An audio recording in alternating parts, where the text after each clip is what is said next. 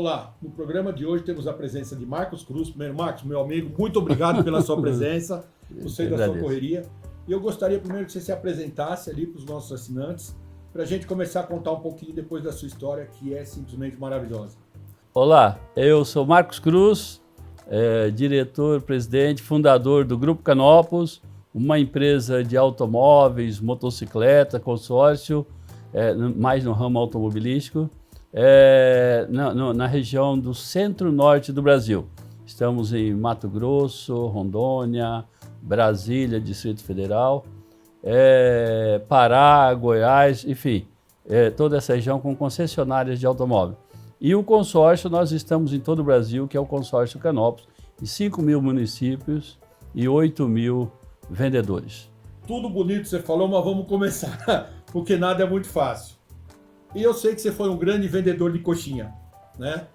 Eu acho que você teve toda uma história, sua família. Então eu queria que você contasse um pouquinho pra gente essa história, os nossos assinantes, a história da coxinha, como é que é, porque você sabe melhor do que nós, que nada vem fácil, né? E a gente só sobrevive depois das dificuldades. Então, por favor, por que vendedor de coxinha? Vamos lá. Bom, primeiro, muito obrigado por você recordar a história da família, né? E nós, sempre que juntamos a família, um dos pratos principais nos eventos é a coxinha, né? Nós temos o costume de fazer a coxinha como uma lembrança, né, daquele início, né, quando a família iniciou. Eu tenho muito orgulho disso, de poder falar. Eu fico contente quando você fala do vendedor de coxinha, né? Com todo respeito. Me remete lá, né, na época, né, em que eu era muito criança e meus pais faziam coxinha para vender, né, e eu saía na rua para vender coxinha com 8 anos de idade. E meu irmão, né, tinha 12 anos na época, então ele saía na frente e os outros, nós mais 3 irmãos, 2 irmãs e 2 irmãos, nós somos, saíamos para carregando a bandeja ou a cesta de coxinha. E meu irmão fazia o troco, ele era o caixa da pequena empresa, né? Que saímos os 4 crianças lá para vender coxinha, isso em Mato Grosso do Sul, né? Depois nós mudamos para Mato Grosso do Norte, que não é Mato Grosso do Norte, né? Só Mato Grosso. E antes meu pai começou esse trabalho, e minha mãe, em São Paulo também, perto de Presidente Prudente, uma cidade por nome de Pacaembu. Né? Então foi uma história muito bonita. Mas eu gostaria de falar um pouquinho, se você me permitir, Por favor. sobre meu avô. Né? Por isso que estamos aqui. Esse é o fundamental. Meu avô recebeu o nome Cruz porque ele não teve pai nem mãe conhecido que reconhecesse ele, então ele foi criado por uma instituição, e essa instituição chamava Cruz, né? Então, daí que veio o sobrenome Cruz nosso. O Cruz de vocês é da instituição, da instituição na Espanha. Né? Isso foi em Salamanca, né? Na cidade universitária de Salamanca. E aí, quando ele passou a ter 18 anos, né? Então saiu da entidade e já conhecia alguém, uma família, e essa família estava vindo para o Brasil, e eles vieram para o Brasil, e ele acabou casando com uma pessoa da família, né, que depois veio se tornar minha avó, com o casamento deles, e eles foram para o interior de São Paulo plantar café e etc., na região de Pirajuí, perto de Lins, né, Bauru, Lins. E ele teve muito sucesso, né, então virou fazendeiro, os filhos, né, se tornaram todos importantes, né, na região, né. Mas logo passou a guerra, a hortelã não servia para nada e ele perdeu tudo, teve que vender a fazenda e voltou, né, a ser uma pessoa humilde financeiramente. E os filhos tiveram que arrumar trabalho. Meu pai foi trabalhar de mecânico, em uma oficina, em algum lugar, enfim. E eles escolheram a região de Lucélia, Adamantina, Pacaembu, no interior de São Paulo. Meu pai veio a casar com a minha mãe já em 55, se eu não me engano, 1955. E minha mãe tinha vindo de uma outra família, do qual descendente de português, né? Meu bisavô, segundo a história, conta que ele casou com uma índia, laçou uma índia na Bahia, até essas histórias todas, né, no Brasil. A gente não sabe se é só um folclore ou se é verdade. E minha avó foi casada, teve 10, 12 filhos, né? E o marido dela abandonou ela com esses 12 filhos, sendo que 2 eram deficiente mental, né? Tinha problema, né, com a mente, etc. Antigamente tinha uma outra palavra para isso, que eu não me recordo agora. E ele foi embora tirando até a casa que ela morava, né? Então ela ficou só com 12 filhos, não tinha mais nada, não tinha casa para morar e nada. E minha mãe, na época, com 12 anos, tomou conta da família, liderou a família. Tinha gente mais velha, mais novo, mas minha mãe era do meio, mas é a que tinha mais dom de empreendedora, né? Então ela foi empreender. E falou para minha avó, falou, olha, antes, né, a família tinha um bar, né, um pequeno bar lá, e fazia coxinha para vender. E ela falou, mãe, nós sabemos fazer coxinha, vamos fazer coxinha para vender. A história da coxinha. A história da coxinha, né? E aí elas começaram, então, a tentar fazer coxinha, mas precisava de dinheiro para recomeçar. Saiu na rua e saiu pedindo dinheiro emprestado para um, para outro, e vários não, ela recebeu, até que lá na frente alguém falou sim, emprestou dinheiro para ela, e ela, então, foi comprar. Na época, fazer coxinha não é como hoje, né? Que você vai no mercado e compra tudo, né? Tinha que comprar galinha caipira, tinha que ir no sítio comprar galinha, a mandioca, fazer, lavar, cozinhar toda a mandioca, era um trabalhão danado, né? E minha mãe, então, que fazia coxinha e cuidava da família toda, né? Imagina uma criança de 12 anos cuidando de uma família, né, com 12 filhos, né? E a mãe dela, né, não sabia ler e escrever, que era muito comum na época, a maioria das pessoas não tinham, né? Não tinha a cultura nenhuma, não tinha estudo. Então o trabalho deles era muito grande. Ela colocava todas as irmãs para trabalhar, enfim, né? E as irmãs até não gostavam muito dela até pouco tempo atrás, né? Porque ela obrigava elas a trabalhar, né? Depois aí veio o bar, enfim, e deu certo, e a família cresceu financeiramente, né? Não era nada longe de pensar Pagava as contas. Pagava as contas e tinha condições ali de comprar o arroz e feijão e uma vida normal, né, para uma pessoa, né, do interior, enfim. Com 12 filhos. Com 12 filhos, não pode esquecer isso, né? Aí minha mãe resolve arrumar um namorado, que era meu pai. E meu pai tinha fama, né? Meu pai era motorista de ônibus, né? Na época saiu de mecânico, foi para motorista de ônibus. Começou a namorar minha mãe. E minha avó falou, não, pelo amor de Deus, esse não. Ela falou, não, eu vou casar com ele. Aí minha avó falou, se você for casar com ele, não precisa mais voltar em casa, né? Não volta para casa. E, de fato, ela casou com ele e não voltou mais para casa da avó. Foi embora. Mas já deixou a família toda organizada, trabalhando, né?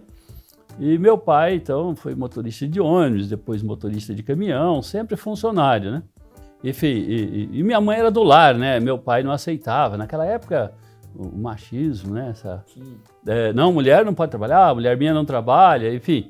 E realmente ela, então, ficava em casa, ela cuidava da casa, trabalhava em casa, como, né, em casa tem muito serviço também, né? Lavar roupa, passar roupa, fazer as refeições, enfim, preparar tudo isso. Mas não tinha uma renda, uma receita, né? Ela não tinha como ganhar dinheiro, né? E aí meu pai perdeu o emprego algumas vezes e faltava dinheiro em casa e o mercado, né, antigamente comprava na caderneta, marcando e tal. Então foi atrasando, e aí as pessoas já não queriam vender, começou a faltar alimento em casa, né? E a dificuldade. Nasceu meu irmão mais velho, que é o Francis. No caso, a minha mãe, né, como ela tinha uma veia de empreendedora, era nato dela, ela sem dinheiro, a família sem dinheiro, precisando, meu pai pega uma viagem de caminhão e vai para um lugar longe, eu não me lembro se era Rondônia, onde que era, e naquela época era tudo muito difícil. Uma viagem era 40 dias, 30 dias, 60 dias, e nisso ela vai, aproveita e começa a fazer coxinha, né, enquanto meu pai estava viajando, de novo, e vai fazer a coxinha e vender nos bares, todo, né, a história se repetia, né, a coxinha volta em cena novamente. E ela, quando meu pai chegou, ficou brava com ela, porque não era para trabalhar, não era para vender coxinha, não era para isso. E, enfim, ela falou, olha, só que eu já tenho tanto de dinheiro aqui em caixa, né? Eu comecei sem nada e já tenho tanto, né? Então ele falou, bom, pensando assim, pode continuar, Ele não né? tinha veia empreendedora, seu pai? Não, ele era mais calmo, era mais para motorista, Mas gostava assim, muito de fazenda, de gado, de coisas mais na área de Empreendedor, comércio mesmo. Tinha um pouquinho, mas não era aquela... como a sua mãe, que Não, já não. tinha, Ela tinha, né, era bem mais. E aí, pelo que eu entendi, foi a segunda ou terceira vez que vocês ficaram sem dinheiro nenhum. Como é que vocês deram sequência nisso? Como é que você chegou a ser esse empreendedor depois de um longo tempo? E depois aí o resto a gente vem depois. Então aí depois ele veio ajudar ela a fazer as coxinhas e tal, mas ele tinha vergonha de entregar a coxinha no bar, na cidade, né? Porque naquela época o motorista de caminhão ou de ônibus era um piloto de avião hoje, né? Não, minha esposa vai estar vendendo, sei não. E aí no final ele entrou na dança e foi vender, e ganharam dinheiro, pagaram as contas, comprou uma casa e tal. Isso já na cidade de Pacaembu, interior de São Paulo. Depois ele muda, em 1961 eles mudam para Vicentina, Mato Grosso do Sul, e lá eles compram um bar e pagam metade do bar e vão trabalhar, vão fazer coxinha no bar para vender, né? E dá certo, isso até 1965, né? Enfim. Em 65 ele vende o bar, porque estava cansado e trabalhando muito. Minha mãe sempre acordou 3 horas, 4 horas da manhã e trabalhava o dia todo. Não tinha empregado, esse negócio de empregado antigamente não existe, secretário do lar não tinha. Bom, e ele, então cansados os dois, e pararam, venderam o bar e ele foi mexer com gado, já tinha comprado um sítio, gado e tal. Comprava gado e vendia gado entre Paraná e Mato Grosso do Sul. E ele arrumou muitos amigos e naquela época o gerente do banco falava assim, alguém ia lá pedir dinheiro emprestado, o gerente do banco falava, passa no Chiquinho aqui do lado, né? Pede para ele dar um autógrafo. Ele não sabia escrever, mas desenhava o nome, né? E ele então avalizou para todo mundo e veio uma crise na região, ele teve que vender tudo, pagar a conta para o banco de todo mundo. E aí, adivinha o que aconteceu? O que nós fomos vender? Coxinha de Coxinha. Né? Aí foi, já tinha os filhos, 4 filhos, Marcos, o Francis, o mais velho, a Lúcia depois, eu, Marcos e a Marlene, né? Então saía aquela fila de criança na cidade vendendo coxinha, né? E pastel e outras coisas mais, tal, que minha mãe fazia. Então ela faz a coxinha, deu tudo certo. Volta novamente, a família consegue crescer, compra um outro bar, né? E adivinha o que a gente vendia nesse bar? Coxinha. Coxinha novamente. Né? A coxinha deu certo, crescemos no bar. Meu pai descobre uma cidade nova no norte de Mato Grosso, naquela época era um Mato Grosso só. E então fomos para Mirassol do Oeste e ele abriu uma autopeças lá. E comprou as peças de um amigo, né, dele lá da cidade de Fátima do Sul e levou para lá. E chegando lá, não tinha nenhuma autopeça na cidade, era o primeiro. Né? Ele só esqueceu de fazer a pesquisa de mercado, que na cidade também não tinha carro. Então não tinha para quem vender as peças. Quando começaram a chegar alguns carros, foram descobrir que aquelas peças não serviam para nada. Eram peças obsoletas que o amigo dele, amigo entre aspas, né? Entendeu? E aí o dinheiro foi acabando, enfim. E adivinha o que nós fizemos? Coxinha de novo. Coxinha de novo, né? E fizemos coxinha, minha mãe lá, não sei o quê, fomos vender nos bares, entregar. Eu já era, né, de idade, porque eu fui vendedor de coxinha com 8 anos, gerente do bar em Vicentina com 10 anos e diretor do Autopeças que meu pai abriu com 13, 14 anos, né? Já era velho, né? Então, a coxinha conseguiu segurar o Autopeças aberto. Minha mãe veio em São Paulo para visitar a mãe dela, que já estava morando aqui na cidade de São Paulo, fazendo tratamentos e etc. E comprou roupa e foi vender roupa também lá. Então era coxinha e roupa. E aí o Autopeças começou a dar certo, graças a Deus. E a gente nunca esquece da coxinha. Vamos lá. Quando você surgiu a Canopus, da onde veio esse nome? E conta um pouquinho agora de você. Para falar da Canopus, eu vou ter que voltar lá no meu pai novamente, porque quando ele foi abrir a Autopeça, em 1973, ele queria um nome para a Autopeça. Então ele colocou o nome de Autopeças Cometa. Então Cometa não vem da astronomia, nem da astrologia, vem da aviação Cometa, né? E aí deu certo a Cometa, enfim, nós fomos e meu pai logo e minha mãe foram passando para o nome dos filhos, né? Autopeças, as coisas e tal.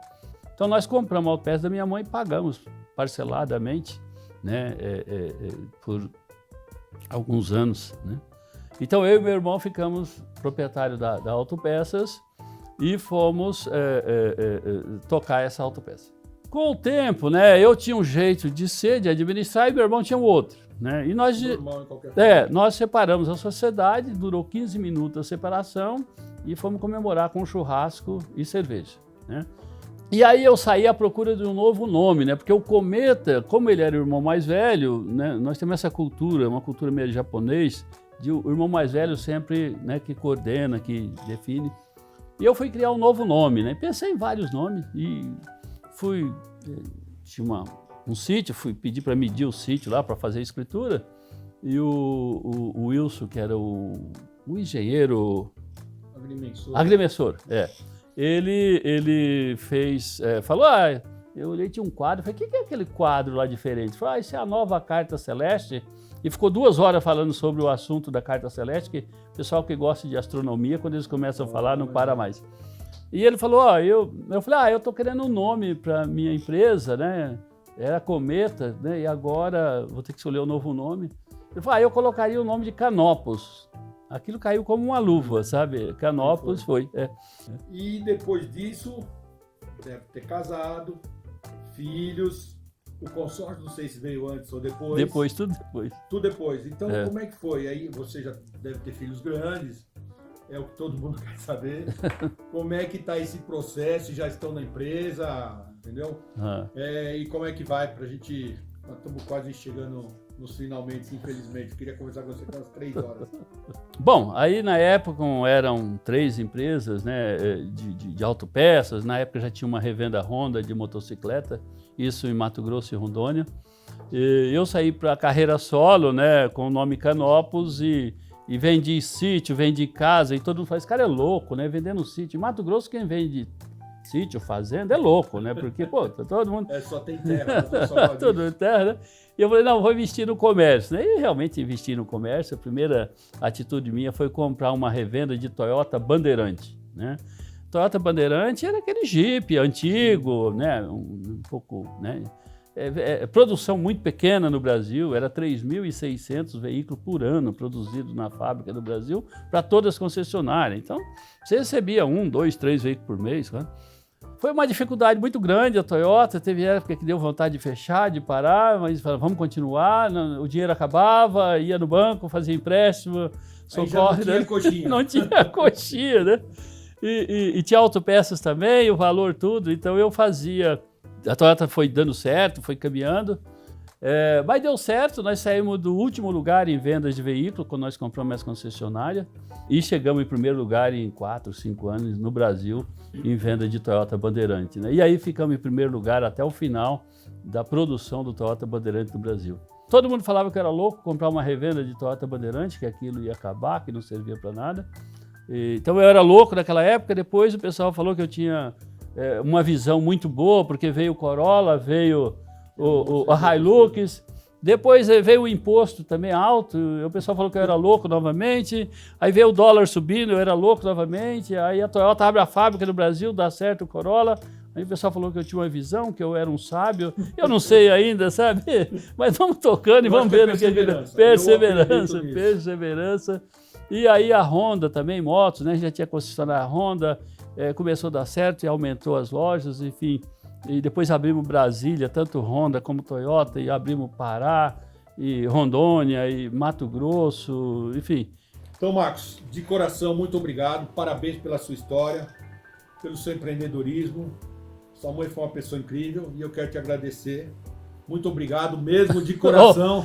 Bom, eu quero aproveitar e entregar então um livro, né, já que você falou da minha mãe, esse livro aqui. Da minha mãe. A história da coxinha. Da coxinha. Isso. E ela era uma pessoa muito festeira, né? teve alguém que arriscou falar, falou, Dona Irene era uma festa, que é onde ela ia, ela fazia uma festa mesmo, era muito animada, além de empreendedora, comerciante, trabalhadora, era festeira também, viu? Muito obrigado. Não, a história da Dona Irene vai ser fantástica. Depois que eu descobri que o Cruz veio da Espanha porque ele trabalhava... É fantástica essa história. E aqui está, né, o livro da história das empresas Canópolis. Tá? Acho que da Dona Irene é bem bonito. Eu me apaixonei, com todo respeito, Dona Irene, porque você vê uma pessoa das antigas, onde era aquilo que seu pai falava, eu sei porque minha mãe também fala, a mulher não trabalha, que era vergonha para o homem, e ela ser empreendedora desse jeito. Parabéns para você e sua família toda. Muito obrigado. Muito obrigado. Fique com Deus e até a próxima. Se Deus quiser. Se você quer ver esse e outros programas, não perca pelo nosso site e pelas nossas redes sociais. Até lá.